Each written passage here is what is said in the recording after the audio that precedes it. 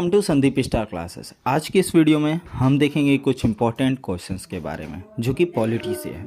भारत के governor general को अध्यादेश जारी करने की शक्ति किस अधिनियम के तहत दिया गया था?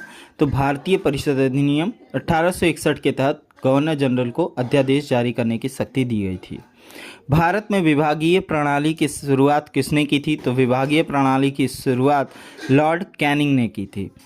कमेंट बॉक्स में बताएं लॉर्ड कैनिंग ने और कौन से अतुलनीय कार्य किए थे ईस्ट इंडिया कंपनी के दौरान। भारत में मंत्रिमंडलीय व्यवस्था के जन्मदाता कौन हैं? तो वायसराय लॉर्ड कैनिंग ही मंत्रिमंडलीय व्यवस्था के जन्मदाता माने जाते हैं।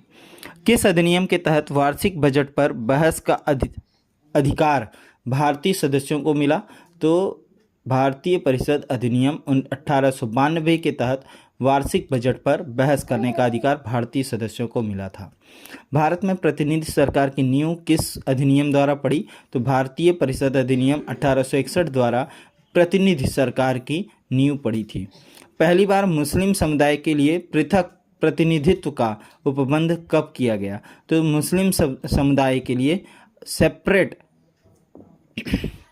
इलेक्शन का प्रोसेस मार्ले मिंटो सुधार अधिनियम 1909 के द्वारा किया गया था।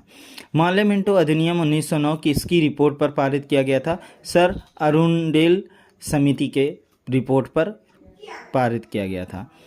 फूट डालो और राज करो की नीति का पोषक अधिनियम क्या है? तो भारत परिषद अधिनियम 1909 फूट डालो और राज करो की नीति का पोषक अधिनियम कहलाता है। किस अधिनियम द्वारा वायसराय की परिषद में सर्वप्रथम किसी भारतीय सदस्य को शामिल किया गया था?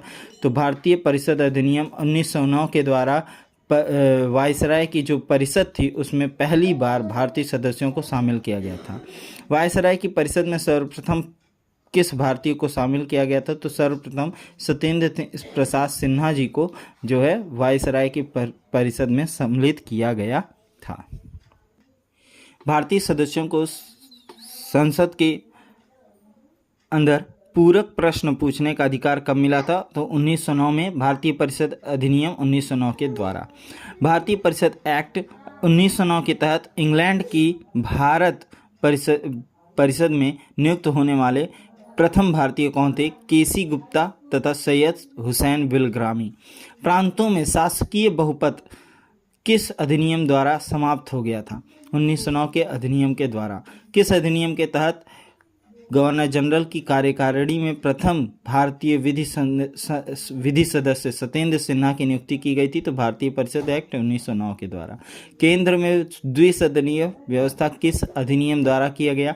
भारत सरकार अधिनियम 1919 के द्वारा। द्विसदनीय व्यवस्था बाइकैमरल सिस्टम भारत सरकार अधिनियम 1919 के द्वारा सम्मिलित किया गया था। प्रांतों में उत्तरदायी एवं द्वैध शासन की स्थापना कब की गई थी? 1919 में। द्वैध शासन के जन्मदाता कौन थे? लियोनिल कार्टिस थे। द्वैध शासन ये बहुत इंपॉर्टेंट हो जाता है, एक नंबर के पेपर में आएगा ही आएगा। द्वैध शासन के जन्मदाता कौन थे? Lionel Curtis. सर्वप्रथम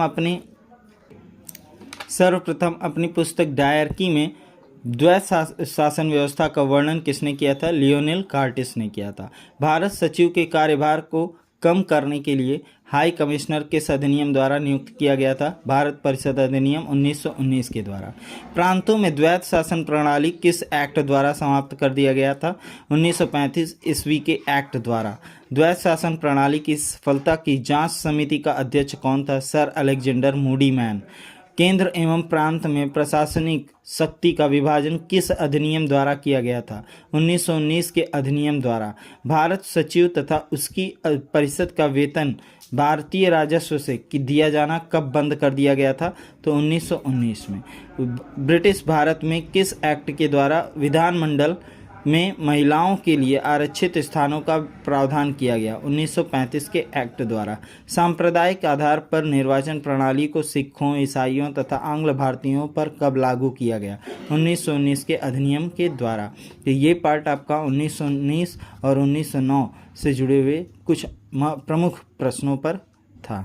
ऐसे वीडियोज़ हम हर रोज़ हर सोमवार शाम 8:30 बजे लेकर आते हैं, तो चैनल को लाइक से सब्सक्राइब ज़रूर करें और बेल आइकन को दबाना ना भूलें ताकि आपको अगले वीडियोस की अपडेट्स मिलती रहे। Thank you.